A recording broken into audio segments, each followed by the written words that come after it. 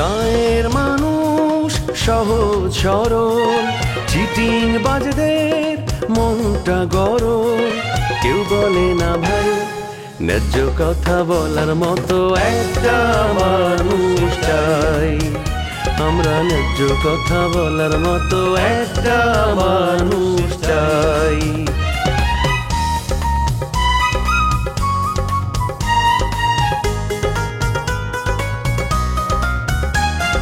সৎ মানুষের ভাঙ্গা বাড়ি, ধান্দা বাজরা নেয় যে কাড়ি। কেমন নিয়ম ভাই, উচিত কথা বলার মতো একটা মানুষ নাই। উচিত কথা বলার মতো একটা মানুষ নাই।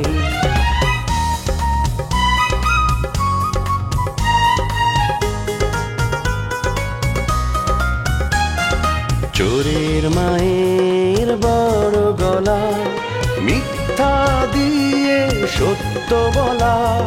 ভদ্রলোকের ভাই এক সমাজেই বাস করে ভাই চিটার এন্ড জেন্টলম্যান।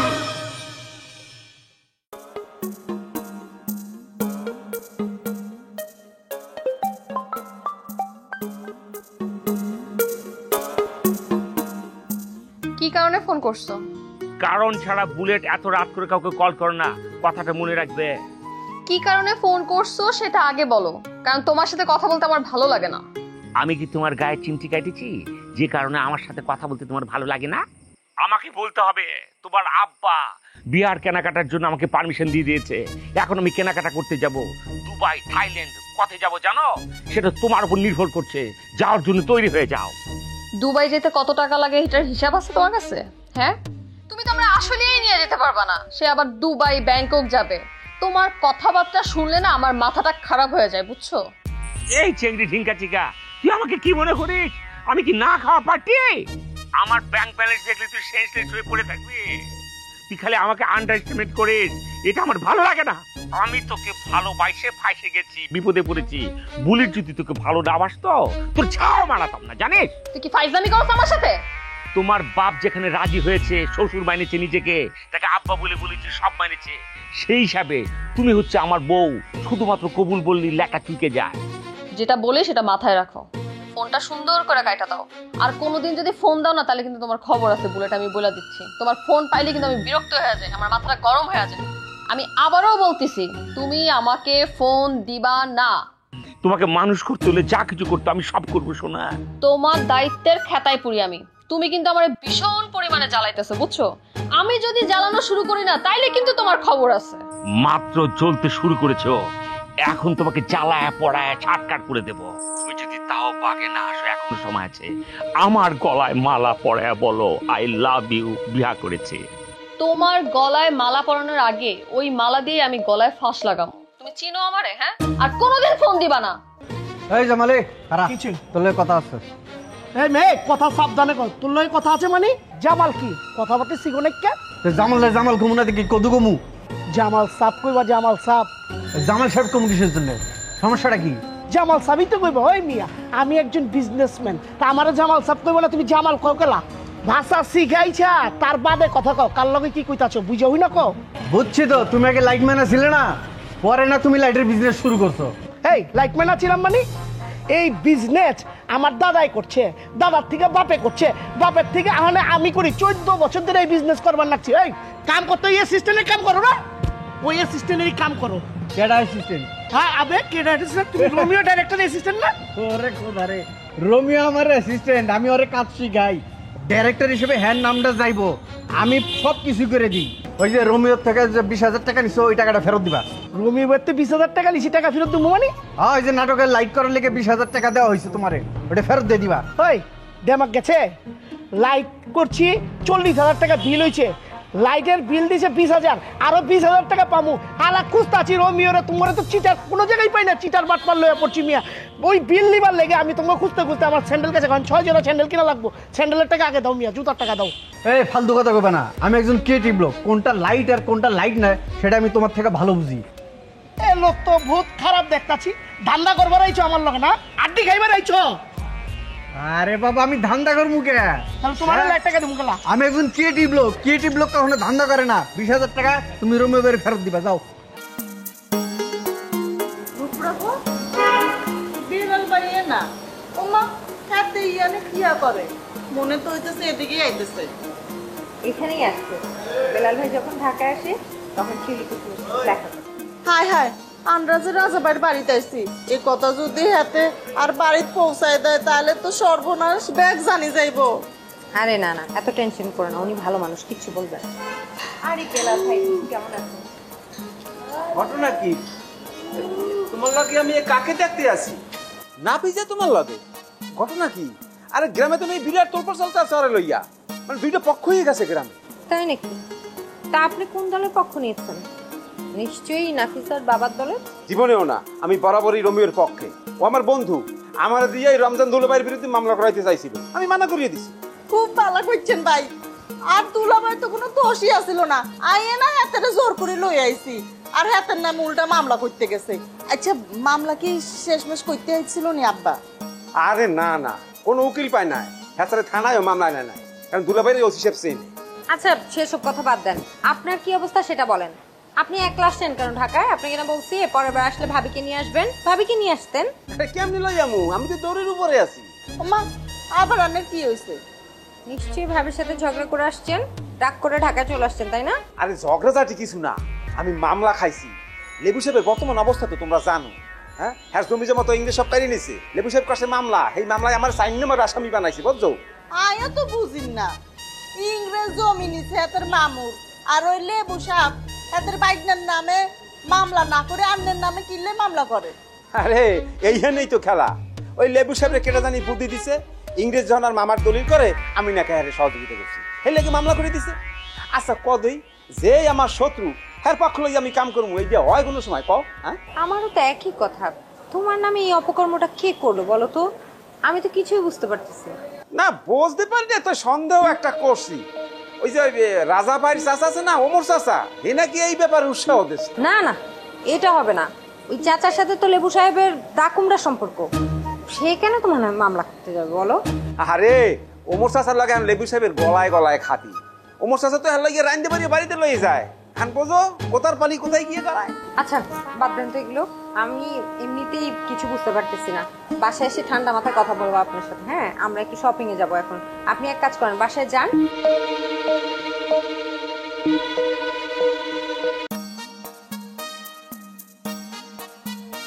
আরে ঝিনুক, হাসো কেমন? তোমার লগে তো মেলা দিন দেখা হয় না।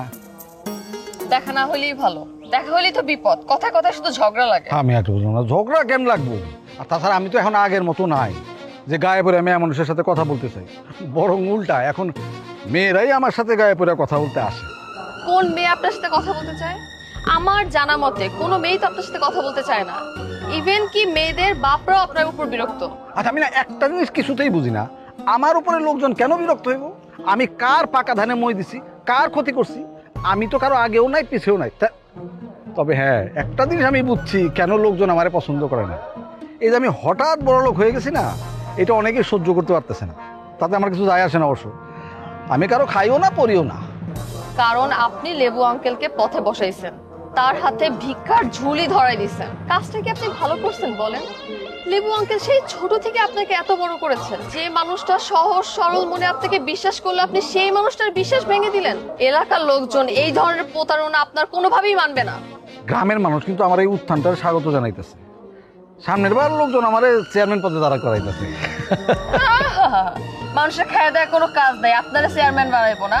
আর আপনারা যদি চেয়ারম্যান বানায় অবস্থা কি বোঝেন? আপনার বসার জন্য কোনো চেয়ারই থাকবে না। আমি না একটা জিনিস কিছুতেই বুঝতেছি না, তুমি আমার উপরে বিরক্ত কেন?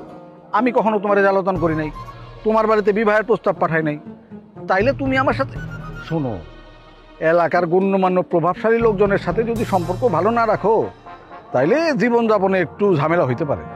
ঝিনুক কার মেয়ে জানা আছে আপনার? হ্যাঁ, আমার বাবা এই এলাকার প্রাক্তন চেয়ারম্যান ছিল, কথাটা মনে রাখলে খুশি হব আমি।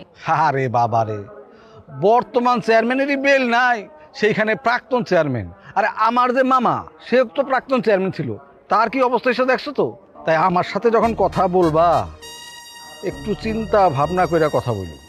আপনার একটা প্রবাদ জেনে রাখা খুবই ভালো। শোনেন, পিপিলিকার পাখা হয় মরিবার তরে, বুঝছেন? এই জিনিসটা মনে রাখবেন, তাহলে আপনার চলাফেরার জন্য সহজ হবে। তুমি আমারে মাস্তানের মতো ডর ধাইছো কেন? আমি কিন্তু তোমার লগে কথা বলতে একদমই চাইতাম না। খালি মাত্র একটা কথা জানানোর জন্য আমি এতগুলি কথা খরচ করলাম। এত কথা বলার পর আপনার কথা আছে? আচ্ছা, কি কথা বলুন তো? আমি 2-1 মাসের মধ্যে বিবাহ করব। এর মধ্যে 2-1টা সুন্দরী মেয়ের সন্ধানও কিন্তু পাওয়া গেছে। এর মধ্যে একজনকে আমি হয়তো বিবাহ করে ফেলবো। বিয়ে করেন? আপনি বিয়ে করেন না করেন সেটা তো আমার যায় আসে না। আর এই কথা আপনি আমাকে শোনাচ্ছেন কেন? আমি বিবাহ করতে যাইতেছি, আবার তোমারও এখনো বিবাহ শাদী হয় নাই। মানে এমন যদি হয় যে মনে মনে তুমি আমাকে বিবাহ করতে চাইতেছো, বাসনাটা আছে, তাইলে আমারে জানাইতে পারো। শোনেন, টাকা থাকলেই মানুষ ভদ্র হয় না, বুঝছেন? তাই আপনাকে বিয়ে করার কোনো প্রশ্নই ওঠে না। আপনি এখন যেতে পারেন। আরে বাবা রে, তোমার বাবা স্বয়ং আমার কাছে আসছেন, তিনি আমার অতিশয় পছন্দ করেন। আমি যে তোমার বিবাহ করতে চাই এরকম না, খুব একটা পছন্দ আমার, কিন্তু বাবা মুরব্বী মানুষ, সে তো আসছে, তার দিকে তাকায় আমি রাজি হয়েছি আর কি। আচ্ছা, যাই হোক, আমার জরুরি একটা মিটিং আছে, আসি। হ্যাঁ, ভাবের থেকে ভঙ্গি বেশি, বদমাশ লোক।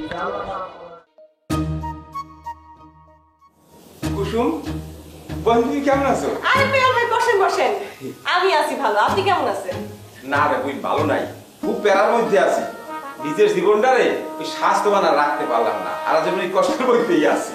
আপনি কষ্ট থাকবেন কেন বেলাল ভাই? আপনি তো ভালো টাকা পয়সা ইনকাম করতেছেন, তাইলে আপনার আবার কিসের কষ্ট? টাকা ইনকাম করি সেইটা ঠিক আছে, যা বলছো সবই ঠিক আছে, কিন্তু টাকাই তো জীবনের সবকিছু না। বেশি টাকা থাকলে জীবনে অশান্তি আসে। ভাবির সাথে রাগ কইরা ঢাকা চলে আসছেন, কাজটা আপনি ঠিক করেন নাই। ভাবি একটু আধুনিকভাবে চলাফেরা করতে চাই, তো ভালো কথা, তারপরও তো আপনি তার কত রকমের বাধা দেন। যাই হোক, এইসব তর্ক বিতর্ক থাকেই, স্বামী স্ত্রীর মধ্যে যদি ঝগড়াঝাটি না থাকে তাহলে কি চলে কন? না, তোমার কথা ঠিক আছে, কিন্তু আইসবেও কিন্তু তোমার ভাবির লগে ঝগড়া করিয়া ঢাকায় আসি নাই। তোমাদের ওই যে চরম শত্রু লেবু সাহেব, হে আমার নামে মামলা করছে, সেই মামলার 4 নম্বরে আসামি আমি। এখন বোঝো তাহলে কি বিপদের মধ্যে আছি। আমি তো শুনছি ওই ইংরেজ ভাই সব নাকি জমি জমা লিখে নিয়ে লেবু সাহেবের বাইক করে দিচ্ছে, সে আপনার এখানে মামলা দিল। তার সন্দেহ হয়েছে ওই যে ইংরেজের দলিল করার ব্যাপারে, আমি তাকে সহযোগিতা করছি। সত্যি সত্যি আবার সহযোগিতা করছেন নাকি? আরে না না, সহযোগিতা করবো কেন, ও আমার লগে একটু হালকা পাতলা আলাপ করছিলে, কিন্তু ওই আসল কামের সময় আমার লগে যোগাযোগ করে নাই। শুধুমাত্র সন্দেহের উপর আমার নামে একটা কেস ফিটকে দিয়েছে। এটা কি হয় তুমি কও? আচ্ছা যাই হোক, আমি এই বিষয়টা নিয়ে আমি তারপর লগে কথা বলবো, দেখি কোনো কিছু করা যায় কিনা। ভালো কথা কইছে তো, তুমি একটু মিতারে ফোন দিও, ওই অগুলাকে ওই থানায় ভালো যোগাযোগ আছে। আচ্ছা আপনি বসেন, আমি খাওয়ার ব্যবস্থা করতেছি। না না না, আমি এখন কিছু খামু না। শোনো, আমি ওই শামসুবইর বাসায় খাইয়ে আইছি, নিচে ওই রোমিওর লগে দেখা হইলে ওর নিয়ে তো তোলপাড় চলতে আছে। ওই যে গ্রামের মধ্যে যদি আর ওই যে নাফিজার বাপে যদি আরে পায়, সাইজ মতো পায়, তাহলে তোর জানি মারিয়ে ফেলাইবে। কেন মায়েরা ফেলাইবো কেন? রোমিও ভাই তো নাফিজা পারে বিয়া করছে, এখন তো রোমিও ভাই সে বাড়ির জামাই, তাইলে নিজের মেয়ের জামাইয়ের মায়েরা ফেলাইবো কেন? আরে তুমি জানো না, নাফিজার পরিবার তো অনেক আগে থেকে একটু গুন্ডা প্রকৃতি, ওই যে বিয়েটা করা লাগবে কি লইয়া। মুখে মুখে তো রমি এককালে নিজের বুদ্ধি সাগর মনে করে, আসলে একটা সাগর। আচ্ছা বাদ দেন, ওদের নিয়ে চিন্তা আপনার করা লাগবো না, আপনি আপনার চিন্তাটা করেন।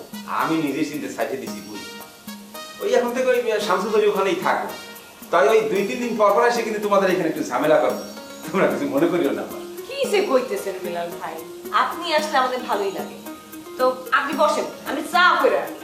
আচ্ছা আচ্ছা, ঠিক আছে।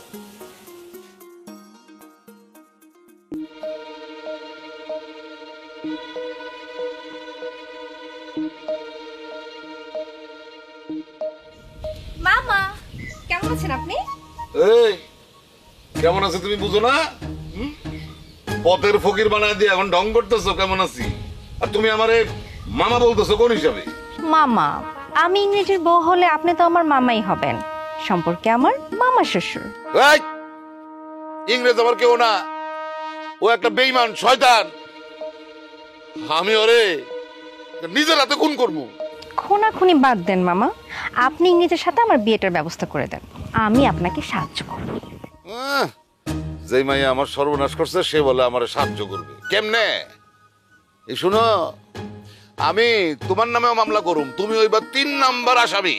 মামা আপনি এসব কি বলছেন? আমার মতো একটা সৎ সরল নিরীহ মেয়েকে আপনি মামলা দিবেন? আপনার কাছ থেকে আমি এমন ব্যবহার আশা করিনি। এই কেমন ব্যবহার আশা করছো তুমি আমার কাছে? কেমন ব্যবহার আশা করছো? আমারে ডার্লিং ডার্লিং কইয়া লাল পানি গিলাইয়া ওই ইংরেজের সাথে যোগ সাজস করে তুমি আমার সব জায়গা সম্পত্তি লেখা নিছো, আর এখন তুমি আমার সাথে ভাব জমাইতে আসছো না? শোনো, তোমার আর ইংরেজের কোনো ক্ষমা নেই। ঠিক আছে, দুজনকে আপনি শাস্তি দিয়েন, কিন্তু এখন না, আমাদের বিয়ের পরে। আপনি যদি ইংরেজের সাথে আমার বিয়েটা দিয়ে দেন, তাহলে আপনার সম্পত্তি অর্ধেক আমি ব্যবস্থা করে দেব আপনাকে। অর্ধেক সম্পত্তি ব্যবস্থা করবো মানে অর্ধেক সম্পত্তি নিমো কিসের জন্য? আমি তোমার পাক নামে করতে হবো না, আমি মামলা কইরা পুরা জমি আমার নামে উদ্ধার করব। মামা, ভালো কথা বললাম, আপনার মনে হয় ভালো লাগলো না, তাই না? শুনেন, আপোষে আপনি জমি উদ্ধার করতে পারবেন, জোর জবরদস্তি করে না। এই ভাই, এই তুমি আমার চোখের সামনে থেকে যাও।